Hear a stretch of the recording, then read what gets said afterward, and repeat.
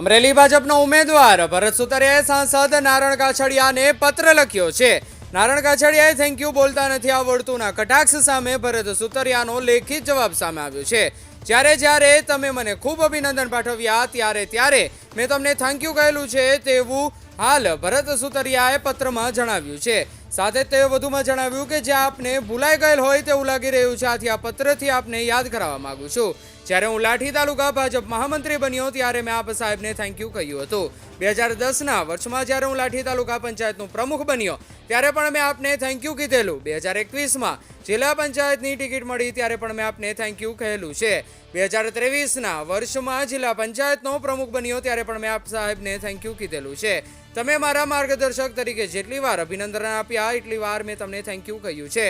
દેશમાં લોકસભાની ચૂંટણી હોય ત્યારે ઉમેદવાર નક્કી કરવાનું કામ વડાપ્રધાન નરેન્દ્ર મોદી, માનનીય ગૃહમંત્રી અમિતભાઈ શાહ અને રાષ્ટ્રીય અધ્યક્ષ જેપી નડ્ડા અને પાર્લામેન્ટરી બોર્ડ કરતું હોય છે.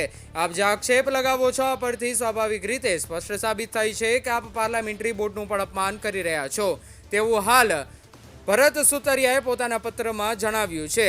સાથે જ નારણભાઈ કાછડિયાને આપ સારી રીતે જાણો છો, આપની ટિકિટ કાપવાનું કારણ શું છે તેવા કટાક્ષ પણ કર્યા છે.